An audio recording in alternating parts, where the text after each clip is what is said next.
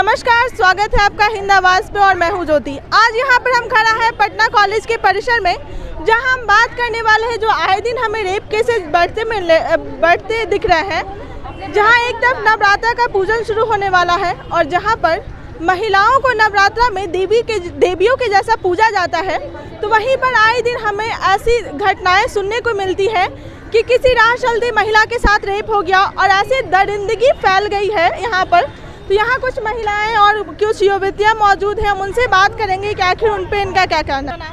मीनाक्षी। मेरा सवाल आपसे यही है कि आए दिन रेप केसेस बढ़ रहे हैं, तो इसका हल क्या हो सकता है, आपका क्या सोचना है? इसका हल ये हो सकता है कि हमारे गवर्नमेंट को इसके अगेंस्ट वो रूल रेगुलेशन बनानी चाहिए, उस कड़ी से कड़ी सज़ा मिलनी चाहिए। जैसे कि मोदी जी ने अभी कुछ दिन पहले ही किया है कि उन लोग को फांसी की सज़ा मिलेगी। अगर जो पहले हम लोग देखे थे, कुछ दिन पहले इनकाउंटर हो गया था वहीं पे, तो ये सब प्रोसेस होगा तो लोग डरेंगे, तो शायद ये कम हो सके। जैसा कि आंकड़े बताते हैं कि रेप करने वाला हर चौथा व्यक्ति उनके परिवार या उनके जान पहचान का ही होता है, तो क्या ये सही है? मतलब आपको क्या लगता है, क्या ये घटनाएं सचमुच है या फिर ऐसे ही है?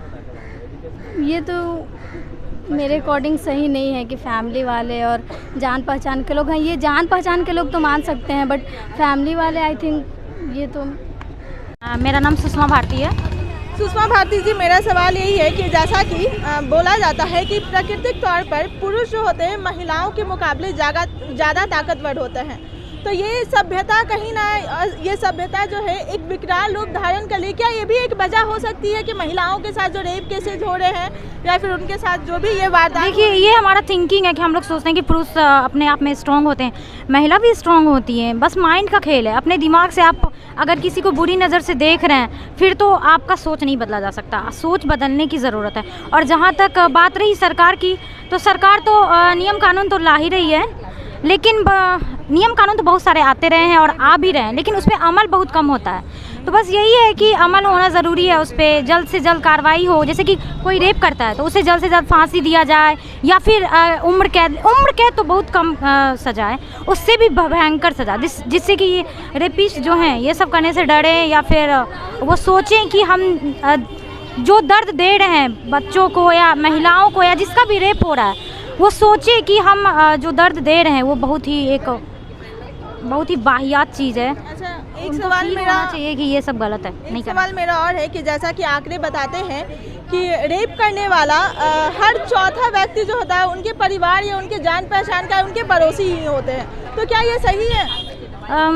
बहुत हद तक ये सही भी है और सही नहीं भी है, क्योंकि देखिए रेपिस्ट जो है वो हर समाज से नहीं निकलता। वो अपना सोच होता है कि हम किस तरह के समाज में पल भर रहे हैं, क्या चीज़ देख रहे हैं, क्या चीज़ का अनुसरण कर रहे हैं, क्या चीज़ से हम सीख रहे हैं।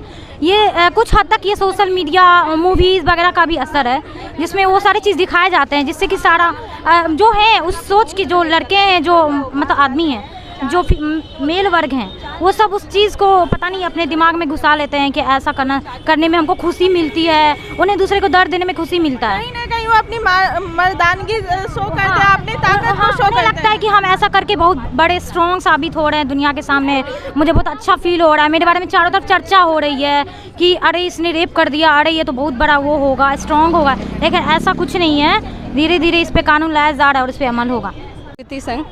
प्रगति सिंह जी, मेरा आपसे सवाल यही है कि जैसे कि प्राकृतिक तौर पर लोग कहते हैं कि पुरुष जो होते हैं महिलाओं के कंपैरिजन ज़्यादा ताकतवर होते हैं, और यही कहीं ना कहीं ये चीज़ बहुत हमें देखने को मिल रहा है कि और पुरुषों जो है अपने ताकत को दिखाने के लिए फिर आए दिन जो रेप केसेस दिख रहे हैं, तो ये क्या कितना सही है? मतलब महिलाओं के साथ जो रेप केसेस जो बढ़ रहे हैं, इसका मुख्य कारण क्या है? मतलब कि कहाँ सरकारें हमारी लैग कर रही हैं, या क्या सुविधाएं महिलाओं की सुरक्षा के लिए सरकार और समाज को क्या करना चाहिए? उनको बहुत सारे रूल एंड रेगुलेशन अच्छे लाने चाहिए। जैसे कि मतलब ये रोड पे लोग जाते हैं तो मतलब कोई मतलब ये ट्रांसपोर्ट का सुविधा नहीं होता है अच्छे से, और बसों में बहुत सारे छेड़खानियाँ होती रहती हैं, तो इस पे कड़े कानून लाना चाहिए उनको। आप जब रास्ते से घर से निकल के जब कॉलेज तक के लिए पहुंचती हैं, तो आपको किन किन परेशानियों का सामना करना पड़ता है? हाँ, बहुत सारे प्रॉब्लम होती हैं कि जैसे कि हम लोग बसों में आते हैं तो बसों में बहुत सारे ऐसे लोग होते हैं जो बहुत गंदे गंदे इशारे करते हैं, ऐसे ऐसे यही सब होते रहता है। तो रूल एंड रेगुलेशन अच्छे लाने चाहिए सरकार को, और ऐसा कुछ कानून करना चाहिए। जैसा कि आपने सुना कि हर महिलाओं और युवतियों का कहना है कि ऐसे रूल्स और रेगुलेशन आना चाहिए, और यहाँ बात जहाँ रूल्स और रेगुलेशन की आई है, मैं इनसे सवाल पूछती हूँ। हेलो मैम, आपका नाम? मेरा नाम मानसी झा। मानसी जी, मैं आपसे सवाल यही पूछना चाहती हूँ कि जहाँ सरकार यहाँ पर कई सारे कानून और प्रावधान महिलाओं की सुरक्षा के लिए ला रही है, तो ये कानून और जो भी प्रावधान महिलाओं की सुरक्षा के लिए लाया गया, क्या कितना अमल हो पा रहा है? पहली बात तो महिलाओं की सुरक्षा के लिए कुछ भी नहीं लाया गया है अभी तक देखा गया, बस वो सिर्फ पेपर वर्क है, कुछ भी लागू किया नहीं गया है। जिस तरीके से हम देख रहे हैं, जब से मोदी सरकार आई है, गवर्नमेंट आई है, तब से देख रहे हैं कि कितनी सारी हत्याकांड हुई है, रेप हत्याकांड हुई है, अभी रिसेंट में इतनी चीज़ें हुई हैं, बट अभी तो कोई एक्शन नहीं ले गया। उनको NRC लाने में कुछ वक्त नहीं लगा, संशोधन करने में, लेकिन एक महिलाओं की सुरक्षा के लिए एक रूल पास करने में उनको इतना वक्त लग रहा है। ना जाने कितनी लड़कियाँ, क्या हमारी बहनें हर रोज़ रेप के शिकार होती हैं, लेकिन अभी तक वो बहरे गूंगी सरकार कुछ देख नहीं रही है।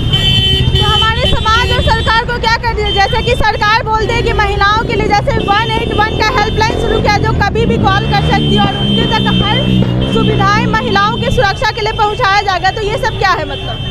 ये सर सिर्फ उनका ढकोसला है, बोलने के लिए जो बोलते हैं वो सिर्फ उनका दिखावा होता है और कुछ नहीं होता। अगर ऐसा हुआ रहता तो आज हमारे बिहार में कम से कम हर महीने 10 लड़कियां इसकी पीड़ित होती हैं। अगर सरकार उस पर कुछ करता तो आज हमारी बहनें इससे पीड़ित नहीं होती। जी, आपने बिल्कुल सही कहा कि हम लोग जैसे WHO की रिपोर्ट के अनुसार हर 54 मिनट पे एक महिला के साथ रेप हो जाता है। मैं आपसे बस एक सवाल और पूछना चाहूँगी कि जैसे कि कोई महिला के साथ रेप होता है, मानसी जी, मैं आपसे एक सवाल और पूछना चाहूँगी, अगर कोई महिला के साथ रेप हो जाता है तो लोग और जो पुरुष जो होते हैं जनरली उनको महिलाएं को ही दोषी ठहराते हैं कि उन्होंने कपड़े छोटे पहने थे, या फिर किसी लड़के के साथ घूम रहे थे, या उनके चरित्र पर उंगली उठाने लगते हैं। तो इसमें क्या? हाल ही अभी देख रहे हैं आप कि एक 6 साल की लड़की के साथ रेप हुआ, उनकी क्या गलती थी? वो तो बच्ची थी, उनको भी कहेंगे कि उनको ड्रेस पहनने का ढंग नहीं था, उनके पास लिहाज नहीं था। तो क्या हम उन रेपिस्ट का दिमाग, ये जो दिमाग है ना, वो लोगों की हैवानियत भरी हुई है लोगों के अंदर में। कपड़ा मैटर नहीं करता है किसी के लिए कभी भी, क्योंकि अगर कपड़ा मैटर करता है, जो लड़कियां सूट पहनती उनके साथ भी रेप होता है। आज आप प्रियंका रेड्डी का कहानी जानती हैं अच्छे से कि प्रियंका एक डॉक्टर होते हुए भी आज हाल ही में कांस्टेबल के साथ ऐसी गंदी चीज़ें हुई हैं। तो क्या वो एक कपड़ा की वजह से हुआ है? नहीं, ये हमारी उसकी सोच में वो हैवानियत बढ़ी हुई है। कपड़ा का इसमें कोई दोष नहीं है।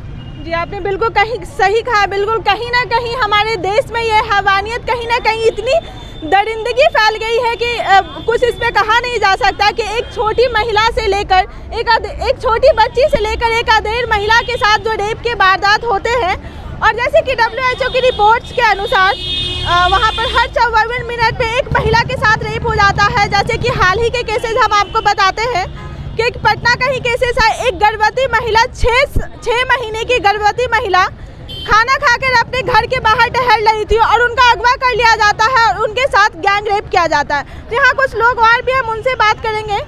हेलो सर, आपका नाम? मेरा नाम आदित्य राज सिल्टू है। आदित्य राज जी, मेरा सवाल यही है कि सरकार और समाज को आखिर क्या करना चाहिए महिलाओं की सुरक्षा के लिए?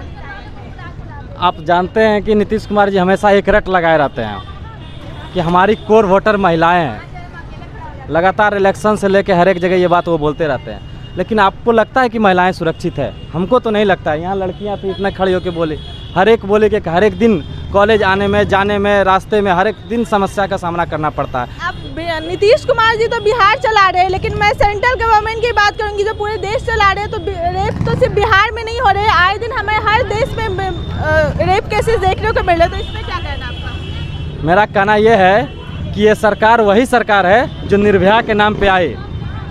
निर्भया के नाम पे आने वाली सरकार एक भी निर्भया को आज तक न्याय नहीं दिला पाई है। सिर्फ निर्भया के नाम पे ये वोट लेने का काम किए हैं। उसके बाद दिल्ली में ही कितने सारे सैकड़ों ऐसे केसेस आए कि आज रेप हुआ, आज गैंग रेप हुआ, लेकिन किसी भी प्रकार का कोई समाधान नहीं निकाला गया।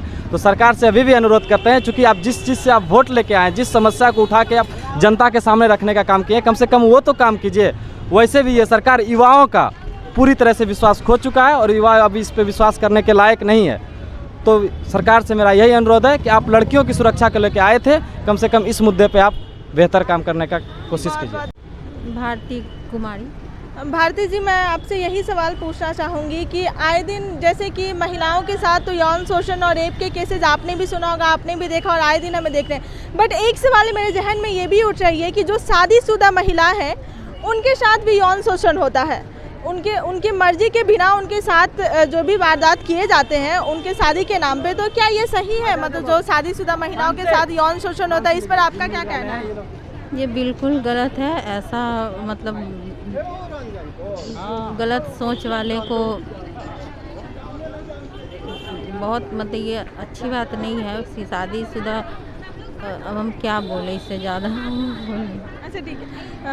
ये हम बोलेंगे कि महिलाओं को तो बोल्ड पहले बनाना होगा, घर से ही उसको हिम्मत देना होगा, उसको कमज़ोर नहीं, ऐसी बात नहीं करनी चाहिए कि वो कमज़ोर बने, ठीक है ना। उसको बोल्ड बनाना होगा कि हर स्थिति में हर किस्म के पर्सन से वो कर सके, मुकाबला कर सके। तो आपको कहाँ लगता है कि हमारी सरकार जो महिलाओं की सुरक्षा के लिए कानून या जो भी प्रावधान ला रहे हैं, महिलाओं की सुरक्षा के लिए बहुत सारे कानून और प्रावधान सरकार ने लाया है, लेकिन हमारी सरकारें कहाँ लैग कर रही है? आपको क्या लगता है कि मतलब कहीं ना कहीं इनके सिस्टम में फॉल्ट है, या फिर ये अपना काम नहीं कर पा रहे हैं, या फिर ये सिस्टम अच्छे से चला नहीं पा रहे? तो गलती किसकी है? मतलब कुछ महिलाओं को दोष, या अगर रेप पीड़िता है तो सबसे पहले लोग उस पर उंगली उठाते हैं कि लड़कियों ने कपड़े छोटे पहने थे, या फिर किसी लड़के के साथ घूम रही थी तो उनके चरित्र पे सवाल उठ जाता है। तो इस पर क्या कहना?